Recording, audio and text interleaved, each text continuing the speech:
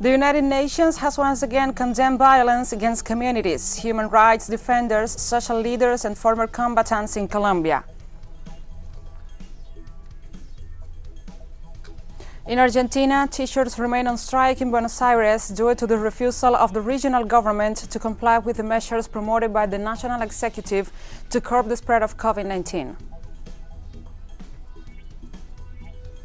Palestinians gathered outside the occupied city of Jerusalem's Damascus Gate on Monday before being dispersed by Israeli security forces following several days of heightened tensions in the city.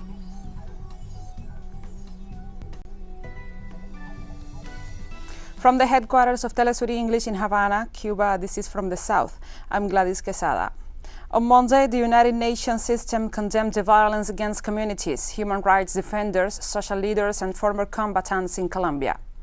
The UN reiterated the call for an immediate cessation of hostilities that will allow progress in recovery efforts in the country in the midst of the COVID-19 pandemic and urged the strengthening of measures to effectively safeguard the lives and rights of all persons.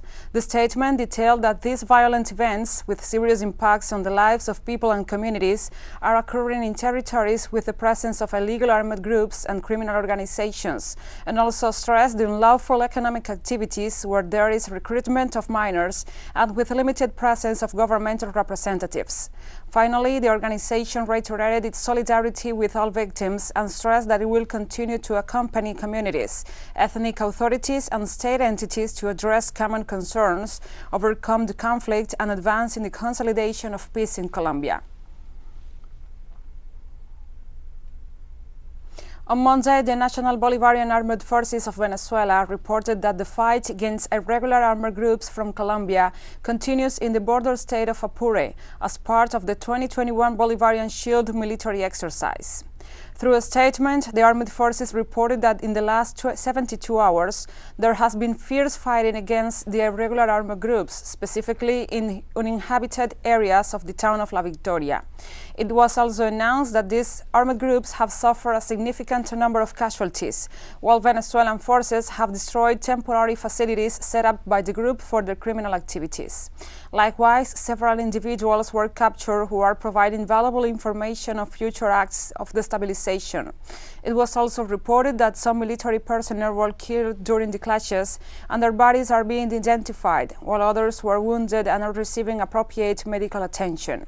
Venezuela has been facing repeated acts of violence on its borders perpetrated by criminal and terrorist organizations which act with the support of the Colombian government.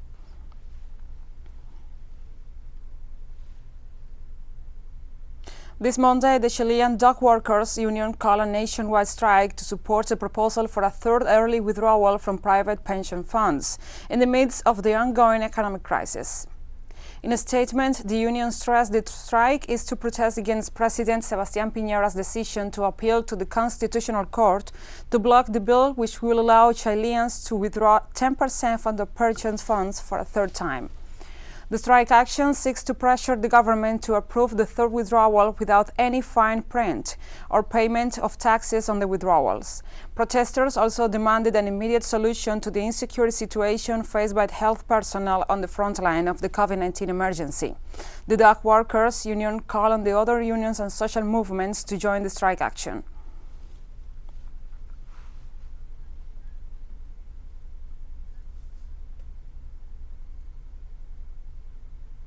Coinciding with the national strike action by dock workers, members of the decent housing movement and residents of several districts of the country demanded that the government approve an emergency housing plan and a basic minimum income in the face of the economic crisis aggravated by the COVID-19 pandemic.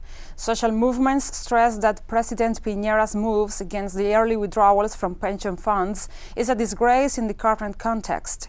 The president's alternative proposal has not been well received either by the population or the opposition, which warned the measure seeks to reinforce the private pension system established during the Augusto Pinochet dictatorship.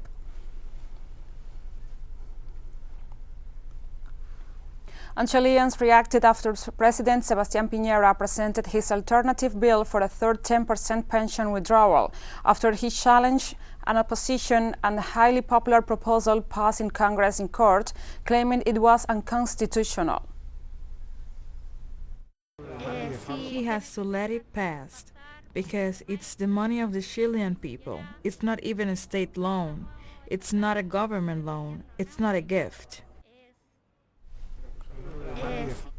Ministers and other high-level authorities from Latin America and the Caribbean will review the progress and challenges related to the regional implementation of the UN-sponsored Global Compact for Safe, Orderly and Regular Migration during a meeting running through this Wednesday. The virtual meeting is co-organized by the Economic Commission for Latin America and the Caribbean and also the International Organization for Migration in its capacity as coordinator of the United Nations Network of Migration.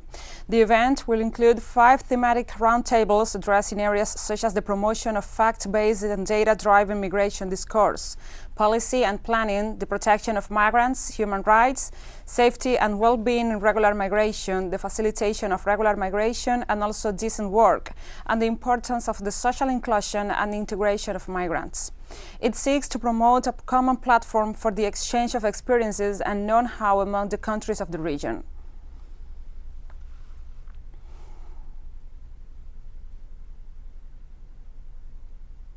In Peru, presidential candidate Pedro Castillo of the Free Peru Party has doubled his lead against the opponent in the June 6 second round, Keiko Fujimori.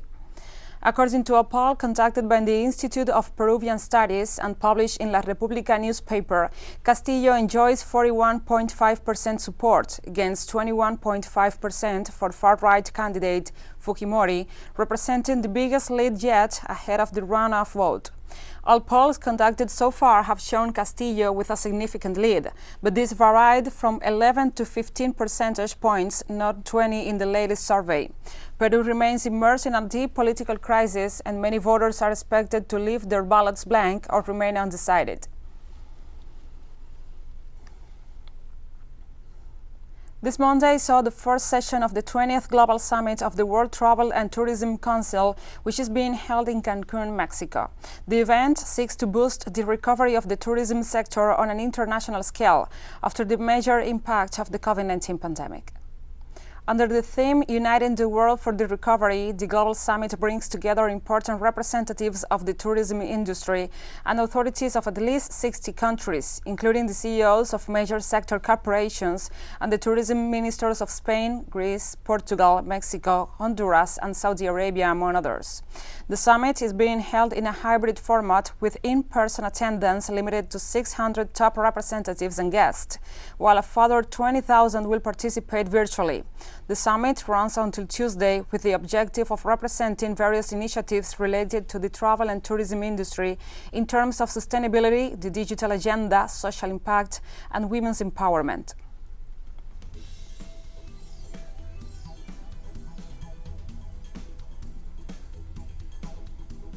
And we'll be right back after this very short break, so don't go away.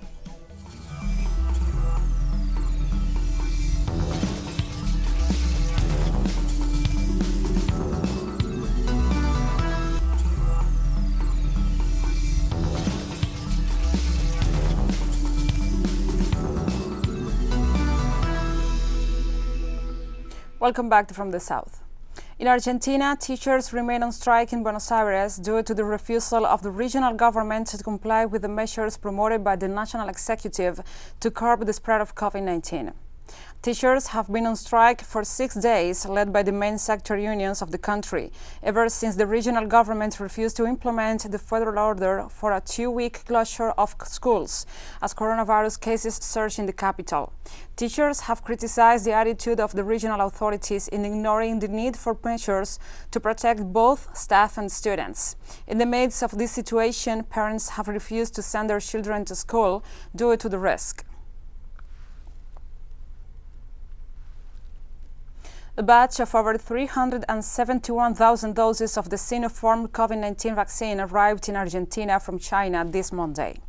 This second shipment is part of 1 million doses due to arrive this week, to be used to administer second doses, according to the Ministry of Health. Argentina is said to accumulate close to 10 million vaccine doses split between the Sputnik V, Sinopharm, and AstraZeneca jabs. As of this Sunday, more than 7 million Argentines have been vaccinated. Of these, some 6.3 million have received a first dose, while just over 872,000 have already been fully immunized with 2 doses of a vaccine.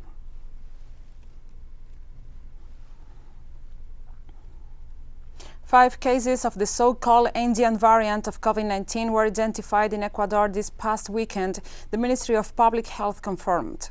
The Indian variant has been classified as C.37. Cases have also been reported in Chile and Peru in recent weeks. The announcement comes after research performed by the Institute of Microbiology of the San Francisco de Quito University of positive tests registered in the provinces of El Oro, close to the Peruvian border, and Pichincha in Quito. Patricio Rojas, the Institute's director, said the Indian variant is worrisome because it is an independent strain. Yet, research has shown that it mutates in ways similar to strains found in California and India.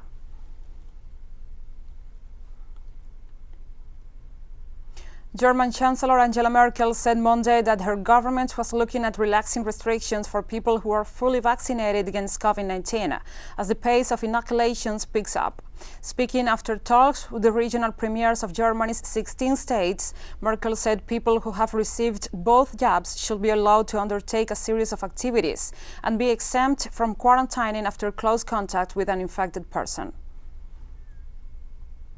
It is evident that the Robert Koch Institute has already made this clear in its regulation, that contact persons who have been double vaccinated no longer have to enter quarantine. And it is also clear that where rapid tests are expected for access to hairdressers or shops, vaccinated persons do not have to provide these tests. Schools at grade levels in lower-risk regions in Italy reopened on Monday to more students, reaching a 70% average capacity of in-person learnings as part of a nationwide plan to partially ease the lockdowns imposed since the virus surged in fall. On April 16th, Italy's Prime Minister Mario Draghi announced that April 26 as the date of the partial reopenings for yellow-risk regions, a long-expected first step towards emerging from what many feel like a never-ending pandemic. Some classes were back to their full capacity, while others had some students in class and others following from home through distant learnings. Are extremely tired because for more than a year they have had to reshape their way of teaching, and above all, now they have a dual approach because they have to add in one way with in-presence learning and in another with distance learning. The difficulty of having many classes in which between 50% and 70% are in classes and the rest are at home, so having to teach at the same time in presence and at distance is having an impact. So really, teachers have worked hard and now they are feeling the fatigue of the hard work.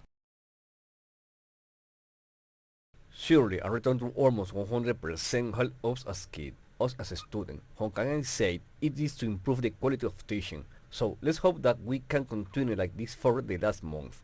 For us in particular, who are in the 5th year, I am in my 5th year of the high school. So preparing for our final exam with in-person learning is surely better than doing it from home.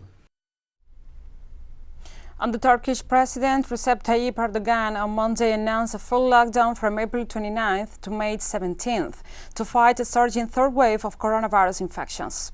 The nation of 84 million has seen daily COVID-19 death tolls rise to around 350, higher than during 2 previous spikes last year.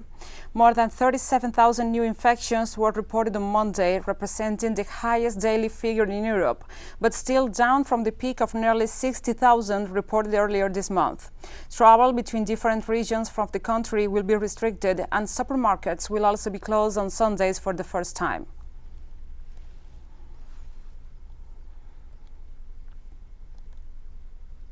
Cyprus entered a new 2-week lockdown on Monday as it tries to stop the spread of the new coronavirus infections. The return to lockdown mode means the closure of retail stores, restaurants and gyms, and also the expansion of a nighttime curfew from 6 to 8 hours. Authorities said the restrictions will be enforced until May the 9th and include a ban on all public gatherings and youth sports activities. Officials have said the recent spike is likely owed to the British variant of the coronavirus, which is now widespread in Cyprus. The development follows a sharp spike in COVID-19 infections that set a record for daily new cases on the island.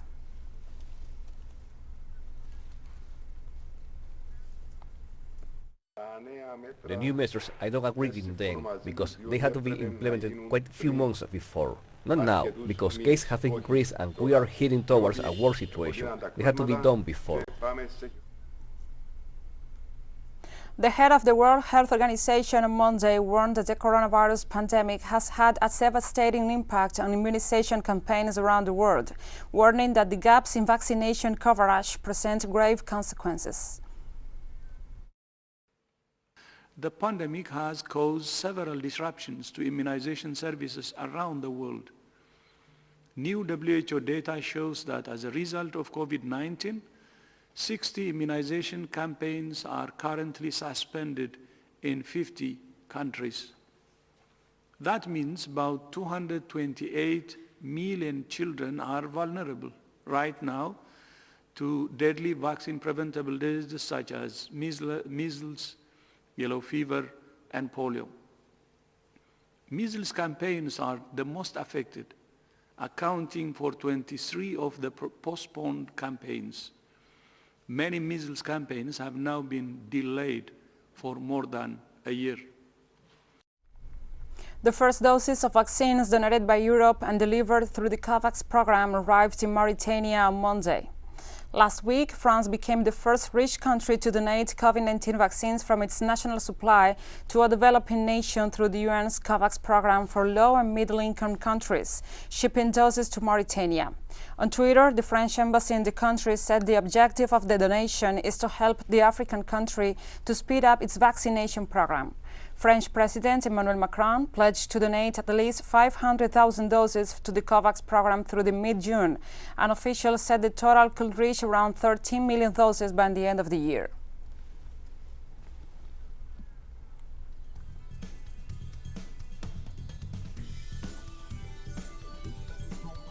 And we have more stories coming up after a final short break, so stay with us.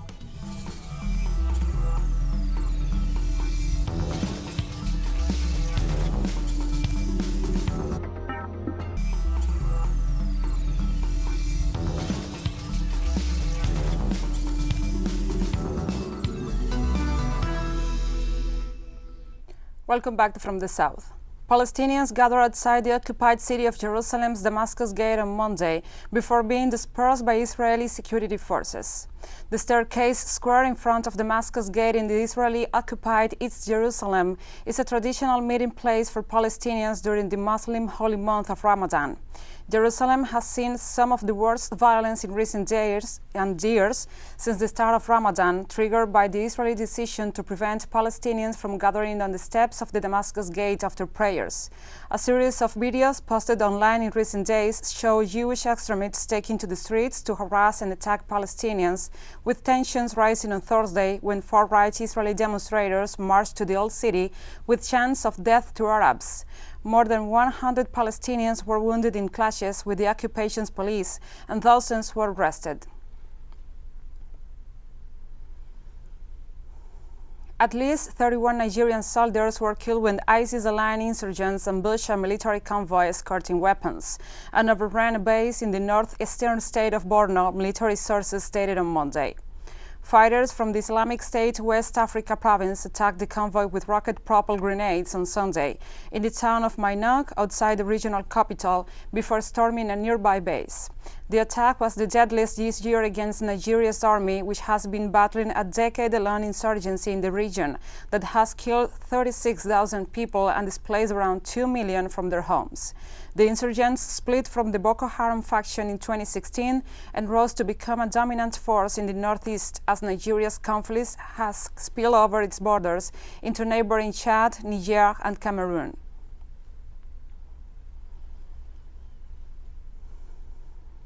On Monday, Chad's new military junta appointed former Prime Minister Albert Pahimi Padake to lead the transitional government. Pahimi Padake, who was runner-up in the April 11th presidential elections, was the last prime minister under President Idriss Déby Itno, whose death following wounds received in battle against rebels in the north of the country last week triggered the creation of a transitional military council headed by his son, Mahamat Idriss Déby. The military council pledged to hold the elections in 18 months. According to the decree, Pahimi Padake is to head a transitional government whose members will be named or revoked by the new junta leader. The President of the Transitional Military Council, Head of State, President of the Council of Ministers. In accordance with the Transitional Charter, Decrees, Article 1, Mr. Pahimi Padake Albert is appointed as Prime Minister, Head of the Transitional Government.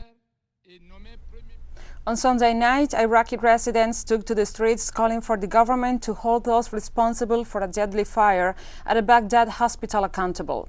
The accidental blaze on Saturday was sparked by an oxygen tank that exploded. At least 82 people were killed and more than 100 injured in the fire that broke out in the intensive care unit treating COVID-19 patients. In response to the fire, Prime Minister Mustafa al-Kadhimi suspended the health minister and the governor of Baghdad, as well as the director of the hospital and its director of engineering and maintenance, pending a thorough investigation into the incident. The government also declared 3 days of national mourning in honor of the victims.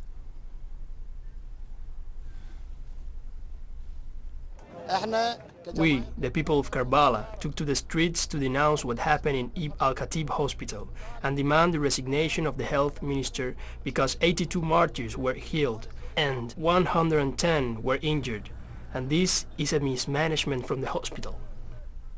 Syrian President Bashar al-Assad and his Russian counterpart Vladimir Putin held telephone talks on issues of mutual interest. According to local media, the two heads of state addressed a wide range of issues under bilateral relations, especially at the economic and trade level. They also discussed joint cooperation in the face of the COVID-19 pandemic and Russia's determination to provide additional vaccines as well as assistance to help the Syrian people to cope with the outbreak. Internal political issues such as the work of the Syrian Constitutional Committee as well as the Western pressures being exerted to disrupt the process to redraft the constitution and seek a political solution to the ongoing conflict were also addressed. This Monday, Russian Foreign Minister Sergei Lavrov received his Honduran counterpart Lisandro Rosales in Moscow during an official visit to the Eurasian giant. Honduran Foreign Minister confirmed the immediate shipment of 40,000 doses of the Russian Sputnik V COVID-19 vaccine. Also, the foreign ministers expressed proposals of bilateral interest. Lavrov said they will consider the creation of a joint chamber of commerce or a business council to expand trade and economic ties.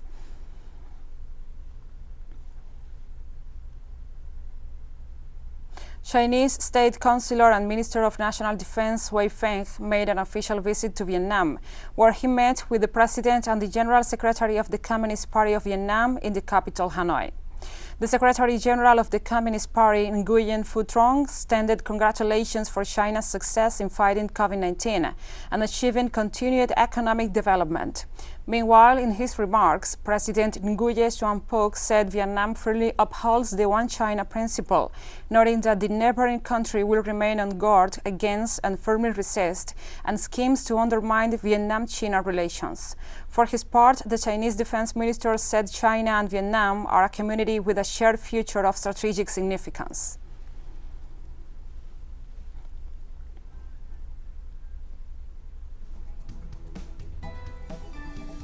And we have come to the end of this news brief. But remember, you can find this and many other stories on our website at telesurenglish.net. And also, if you feel so inclined, please follow us on social media. We are on Facebook, Twitter, Instagram, and Telegram. For TeleSUR English, I'm Gladys Quesada. Thank you for watching. Hola, ¿qué tal? Sean todos muy bienvenidos.